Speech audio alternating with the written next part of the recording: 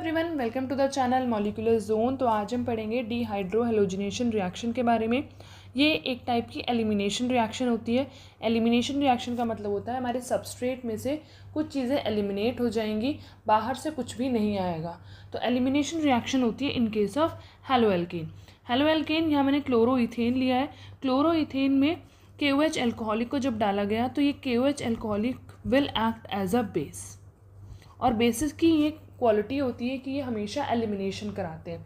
तो यहाँ पर क्या होगा, जिस कार्बन पर ये क्लोरीन लगा हुआ है, कोई भी हेलोजन लगा होगा, उस कार्बन को हम बोलते हैं अल्फ़ा कार्बन, और उससे नेक्स्ट वाला कार्बन होता है बीटा कार्बन।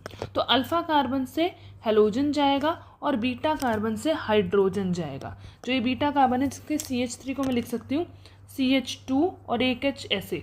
तो यहाँ से हाइड्रोजन और यहाँ से क्लोरीन जब निकल जाएंगे तो HCl यहाँ से बाहर निकलेगा, और इन दोनों का, इस वाले कार्बन का और इस वाले कार्बन का, दोनों का एक एक बॉन्ड टूट जाएगा, ये वाला और ये वाला। तो और कोई एडिशन के लिए हमारे पास रिएजेंट नहीं है, तो ये आपस में डबल बॉन्ड बनाकर स्टेबल हो जाएंगे और इथीन बना लेंगे।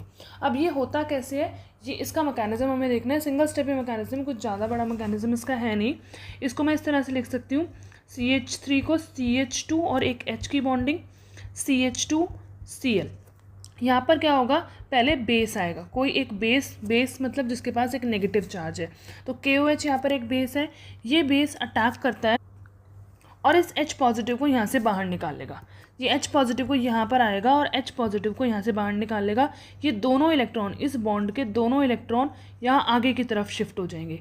जब ये बॉन्ड ये इलेक्ट्रॉन आगे की तरफ शिफ्ट हुए तो नेक्स्ट इलेक्ट्रॉन आगे की तरफ शिफ्ट हो जाएंगे। तो ये क्लोरीन मोर इलेक्ट्रोनेगेटिव होने की वजह से ये दोनों इलेक्ट्रॉन को लेके बाहर निकल जाएगा, और हमारा जो नेक्स्ट प्रोडक्ट बनेगा वो बनेगा CH2। यहाँ से ये बॉन्ड आगे की तरफ खिसक गया, तो एक बॉन्ड पहले ही था, रेड कलर से मैं पहले वाला बॉन्ड दिखा रही हूँ, और अब जो नया बॉन्ड बना है वो येलो कलर वाला जो नया बॉन्ड है। उसके बाद आगे CH2 और जो Cl था वो बाहर निकल गया, तो हमारा इथीन प्रोडक्ट बन गया।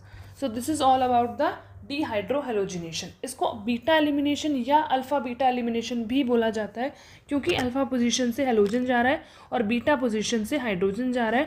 तो अल्फ़ा और बीटा दोनों पोजीशन से एलिमिनेशन हो रहे हैं, तो इसलिए इनको अल्फ़ा बीटा एलिमिनेशन रिएक्शंस भी बोला जाता है। तो thank you everyone to like, share and subscribe my channel, and please press the bell icon for more updates.